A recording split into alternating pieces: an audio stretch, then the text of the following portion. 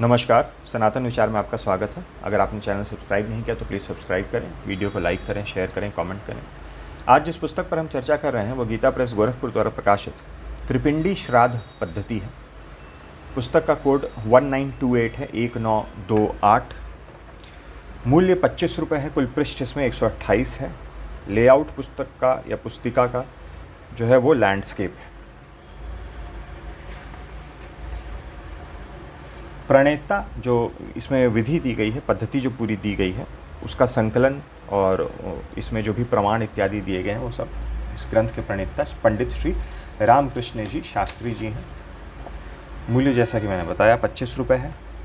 विषय सूची संपादकीय निवेदन दिया गया है। त्रिपिंडी श्राद्ध का परिचय एवं महात्म्य, प्रमाण संग्रह, अलग से एक जगह पर सभी प्रमाणों का संग्रह दे दिया गया है। और श्राद्ध आरंभ के पूर्व के कृत्यों की सामग्री सूची, श्राद्ध आरंभ करने से जो पहले जो कृत्य होते हैं उनके लिए क्या क्या सामग्री चाहिए, फिर जो श्राद्ध आरंभ करने से पहले जो कृत्य होते हैं वो क्या क्या होते हैं, किस प्रकार से करना है, स्नान एवं तर्पण विधि, त्रिपिंड और फिर विष्णु पूजन, और तब त्रिपिंडी श्राद्ध सामग्री सूची दी गई है। फिर त्रिपिंडी श्राद्ध प्रयोग बताया गया है। श्राद्ध आरंभ, कुछ रेखा चित्र भी पुस्तक में दिए गए हैं जिसमें कि हाथों में तीर्थ, उनका चित्र दिया गया है। प्राजापत्य तीर्थ से किस प्रकार से तर्पण करना है, त्रिपिंडी श्राद्ध प्रयोग का स्वरूप कैसा है, जो पूरा मंडप का एक तरह से आप कह सकते हैं लेआउट किस तरह से होगा, कहाँ पे आसन होगा श्राद्धकर्ता का, कहाँ पे आचार्य का, और किस प्रकार से कहाँ क्या चीज़ें रखनी है वो चित्र रूप से बताया गया है। पात्रालंबन किस प्रकार से करना है, और अंगुष्ठ निवेशन, अन्वागाहन, ये किस प्रकार से करना है, ये भी रेखा चित्र के माध्यम से बताया गया है। अब संपादकीय निवेदन, इसके पहले भी हमने कुछ श्राद्ध संबंधित पुस्तकें देखी हैं, तो उसमें श्राद्ध के संदर्भ में जो बताया गया है उस तरह की जानकारी तो है ही। फिर यहाँ त्रिपिंडी श्राद्ध के संदर्भ में भी जो विशेष है उसकी जानकारी दी गई है। भूत प्रेत पिशाच आदि योनियों में पड़ा प्राणी अतृप्त होकर द्यूलोक, अंतरिक्ष तथा पृथ्वीलोक में वायु रूप से भ्रमण करता है। वह स्वयं तो कष्ट पाता ही है, पर कभी कभी अन्य प्राणियों को, जो अपने कुल अथवा अन्य जाति वंश परंपरा में उत्पन्न हुए जीव को, जिनसे द्वेष, प्रीति तथा धन दान आदि का संबंध होता है, उन्हें भी कष्ट देता है। इसी को प्रेत बाधा तथा पितृबाधा कहा गया है। तो ये त्रिपिंडी श्राद्ध के संदर्भ में है कि किस परिस्थिति में त्रिपिंडी श्राद्ध करना होता है। अपने शास्त्रों में असदगति प्राप्त, सदगति प्राप्त नहीं, असदगति प्राप्त, इस प्रकार के प्राणी की, जो कि भूत प्रेत पिशाच आदि योनि में है, इस प्रकार के प्राणी की सदगति के लिए एक विशेष प्रकार के श्राद्ध की व्यवस्था है जिसे त्रिपिंडी श्राद्ध कहते हैं। इस श्राद्ध में सात्विक, राजस तथा तामस प्रेतों के, तो प्रेतों में भी सात्विक, राजस और तामस भेद है, प्रेतों के निमित्त 3 पिंड बनाकर विशेष विधि से श्राद्ध किया जाता है। इसलिए यह त्रिपिंडी श्राद्ध कहलाता है।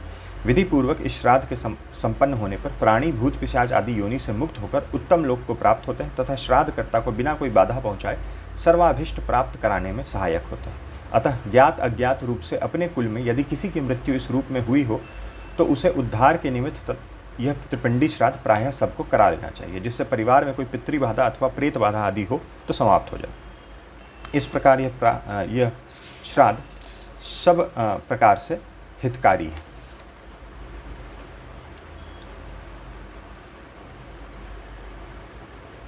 अब यहाँ असदगति जो प्राप्त है वो उसको बताया गया है कि किस असदगति प्राप्त को किस क्या क्या होता है असदगति प्राप्त। शास्त्र के अनुसार यह असदगति कई प्रकार से होती है। आत्महत्या करने, ऋणानुबंध आदि द्वेष के कारण, दूसरों की हत्या करने, दुर्घटना तथा अकाल मृत्यु आदि के कारण, अथवा जिनका और्ध्व दैविक संस्कार शास्त्र विधि से नहीं किया जाता, वे सब भूत प्रेत आदि योनियों को प्राप्त होते हैं।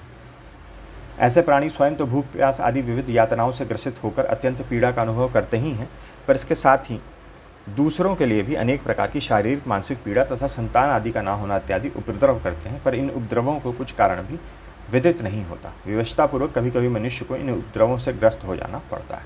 और फिर आगे जो मैं पढ़ के बता चुका हूँ।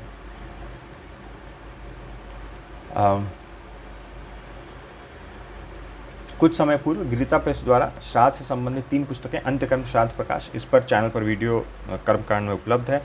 गया श्राद्ध पद्धति, ये भी हम अभी देखेंगे। जीवत श्राद्ध पद्धति, ये भी हम इसी श्रृंखला में देखेंगे, प्रकाशित हुई हैं। इसी श्रृंखला में यह त्रिपिंडी श्राद्ध पद्धति भी प्रस्तुत है।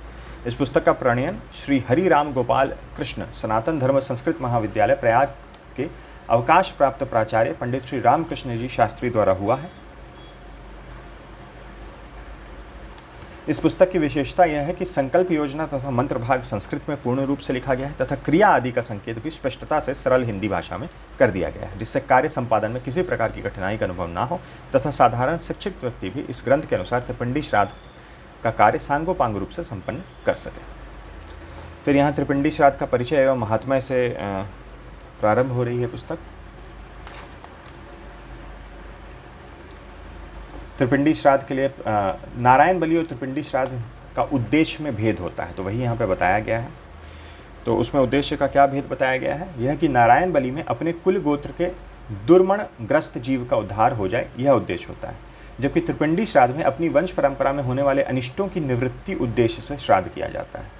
तो वहाँ पे उद्देश्य होता है दुर्मन ग्रस्त जीव का उद्धार करना, और यहाँ पे उद्देश्य होता है वंश परंपरा में होने वाले अनिष्टों की निवृत्ति के उद्देश्य से श्राद्ध करना।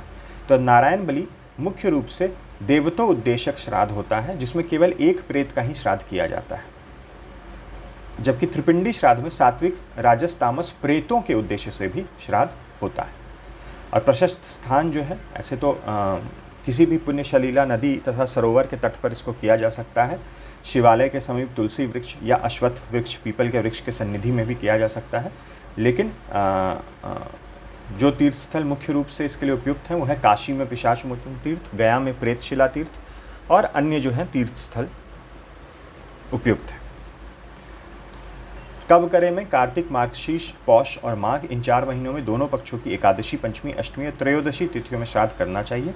लेकिन अगर कोई उत्कट कोटि की बाधा हो रही हो तो मास और तिथि की अपेक्षा ना करके भी यह श्राद्ध कर लेना चाहिए। प्रमाण संग्रह इस प्रकार से दिया गया है। इस पुस्तक में स्थान स्थान पर जो प्रमाण प्रस्तुत किए गए हैं उन प्रमाणों को यहाँ संग्रहित कर दिया गया है। तो उत्तरीय वस्त्र की अनिवार्यता हिंदी में दिया गया है, मूल संस्कृत भी दे दिया गया है कि कहाँ से इसको लिया गया है, और फिर पुस्तक का नाम यह भी बता दिया गया है। ये सब प्रमाण संग्रह के अंतर्गत है। श्राद्ध आरंभ के पूर्व के कृत्यों की सामग्री सूची यहाँ दी गई है और पूर्व के कृत्य यहाँ बताए गए हैं, स्नान, संकल्प, तीर्थ, प्रार्थना इत्यादि। आचार्य का वर्ण संकल्प।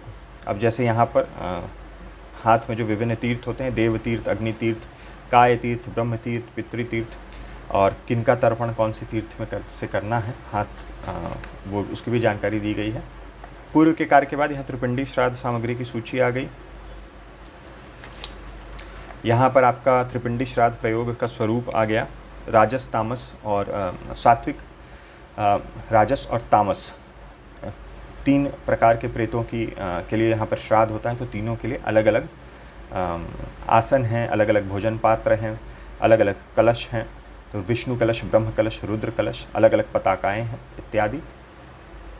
यहाँ से मुख्य त्रिपिंडी श्राद्ध प्रयोग जो है वो त्रिपिंडी श्राद्ध की विधि, मंत्र वगैरह सहित, मंत्र जो है वो मूल में दिए गए हैं जैसा कि बताया गया है, और विधि संपूर्ण जो है वो सामान्य हिंदी भाषा में दी गई है। यहाँ भी देखिए जैसे पात्रालंबन किस प्रकार से करना है, अन्वागाहन किस प्रकार से करना है, उसको रेखा चित्र के माध्यम से यहाँ बताया गया है।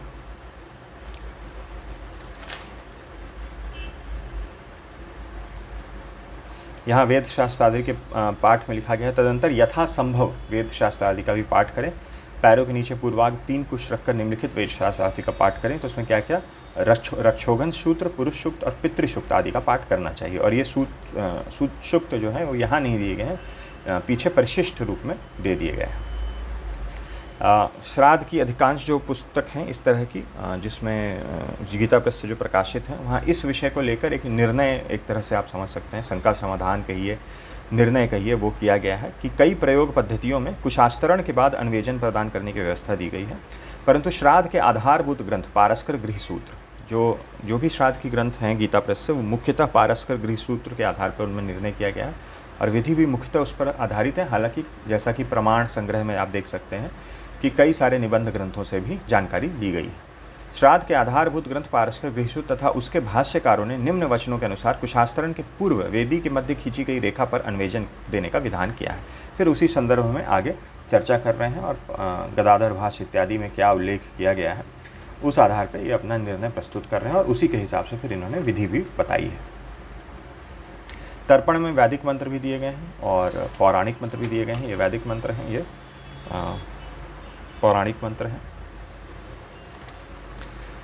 फिर यहाँ पर आपको पृष्ठ संख्या 113 पे त्रिपिंडी श्राद्ध प्रयोग पूर्ण हुआ।